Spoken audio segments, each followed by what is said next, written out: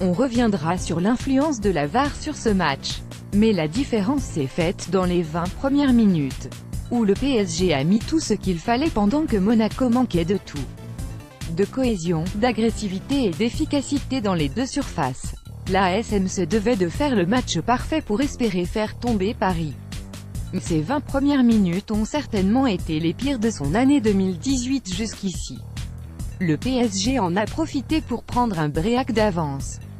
Sérieux à défaut d'être exceptionnel, il a géré la réaction monégasque sans trop de difficultés avant de corser encore l'addition en fin de match.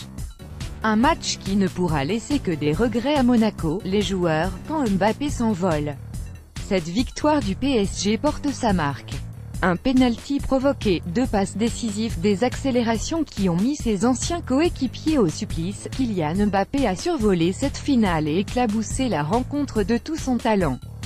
Les autres Parisiens, à l'image d'Edinson Cavani avec son doublé habituel en finale de Coupe de la Ligue ou de la charnière Silva-Kimpembe, impérial, ont surtout fait parler leur efficacité. Kylian Mbappé félicité par Edinson Cavani lors de la finale de la Coupe de la Ligue entre le PSG et Monaco. Getty image tout l'inverse de Monaco.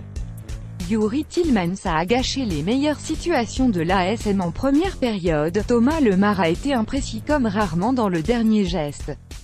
Et Daniel Subasic, malheureux sur le penalty, a rendu la tâche de Monaco impossible avec une faute de main sur le deuxième but. Le facteur X, la VAR, ombre et lumière. Clément Turpin a eu recours à la VAR à 2 reprises. La première fois, sur le penalty de l'ouverture du score.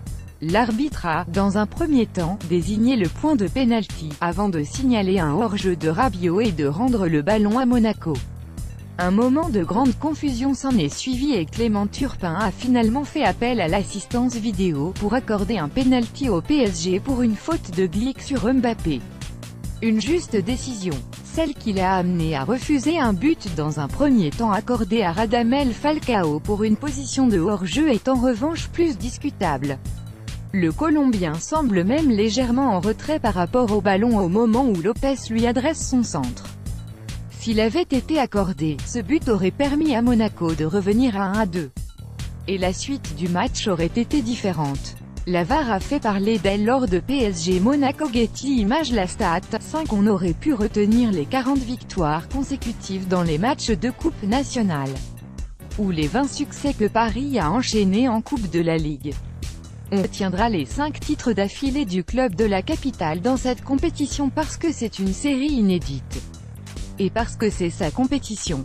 Avec 8 sacres au total, Paris s'est imposé encore un peu plus comme le maître de la Coupe de la Ligue avec cette victoire contre Monaco. Quelles que soient les périodes, le PSG a toujours été une équipe de coupe. Cela s'est encore vérifié à Bordeaux. Le tweet d'Au Brasil la déclare, Radamel Falcao, attaquant de Monaco, au micro de Canal, ce que l'arbitre a fait, c'est une honte. La question, Jardim a-t-il plombé Monaco? Monaco est passé à côté de cette finale et son entraîneur en particulier. Leonardo Jardim a tenté un drôle de coup tactique face à Paris. S'il a maintenu son 4-2-3-1, le technicien portugais a fait des choix étranges. Rony Lopez aligné à gauche plutôt qu'à droite, Thomas Lemar utilisé à droite plutôt que dans l'axe, tenu par un Youri Tielemans totalement perdu en soutien de Radamel Falcao. Après le deuxième but parisien, Jardim est revenu à une organisation plus classique en faisant permuter Lopez et Lemar. Il a aussi attendu la mi-temps pour lancer Stefan Jovetic, pourtant en grande forme actuellement. Le mal était déjà fait. Monaco était mieux, mais pas au point de combler son retard. Ce n'est pas la première fois que Jardim tente un coup tactique face au PSG. Il l'avait déjà fait lors du premier rendez-vous entre les deux équipes en championnat en utilisant un système à 3 défenseurs centraux. Cela n'avait pas marché non plus. Mais cela pouvait se justifier alors par le fait que l'ASM ne tenait pas la même forme qu'à l'heure actuelle. Monaco tourne beaucoup mieux depuis le début de